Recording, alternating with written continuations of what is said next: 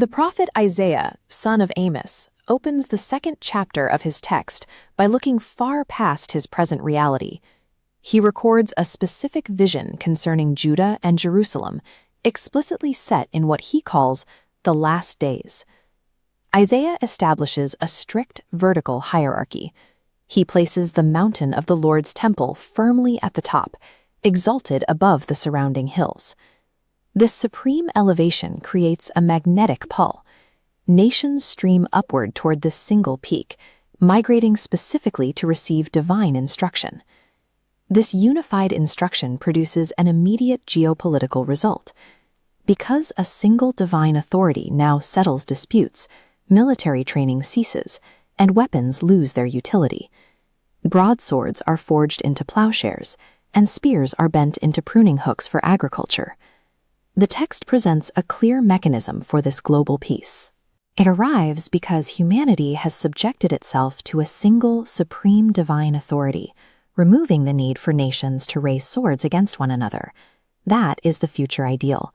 But Isaiah immediately drops us from that exalted peak down into the grim reality of present-day Judah. The text outlines a massive accumulation of wealth and military power. Looking at verses 7 and 8, you see the repetition. Their land is full of silver and gold, full of horses, full of chariots. Society has hoarded an endless supply of assets. Alongside this material hoarding, the people have embraced pagan customs. They practice divination, and most critically, their land is full of idols. The text specifically calls out that they are bowing down to the work of their own hands, worshiping objects their own fingers have made. This sets up the central tension of Isaiah's vision. Instead of elevating God to the highest position, humanity has attempted to construct its own artificial heights. By stockpiling silver, gold, and chariots, the people have manufactured a false sense of elevation. This relentless pursuit of material wealth and military buildup stands in direct opposition to God's intended hierarchy. To correct this imbalance, Isaiah introduces an imminent mechanism of judgment. The text refers to it as the day of the Lord. This judgment operates on a highly specific set of criteria. It does not target randomly. It takes aim explicitly at everything proud and lofty, and everything that has exalted itself. Isaiah uses the natural world to map out these specific targets. He lists the towering mountains and the high hills.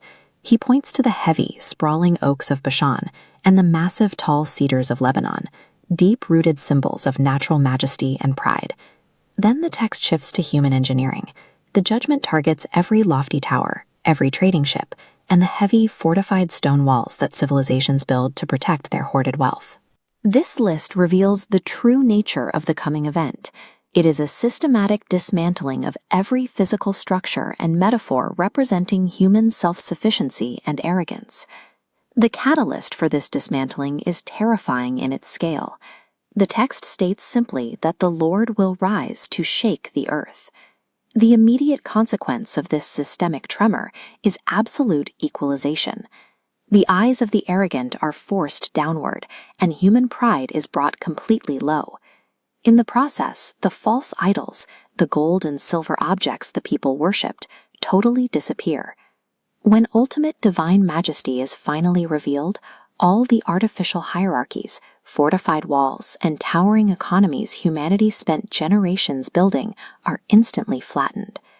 Stripped of their wealth and their defenses, the once proud population reacts with physical desperation. To escape the fearful presence of this majesty, they flee downward. Their retreat takes them to the lowest possible points. They abandon their high towers and scramble into deep subterranean holes, hiding inside caverns cut into the rocks and under overhanging cracks. Here in the dark, human materialism reaches its most pathetic point. The people frantically take their idols of silver and gold, the very things they made to worship, and throw them away to the moles and the bats in the dirt. It is a complete spatial reversal.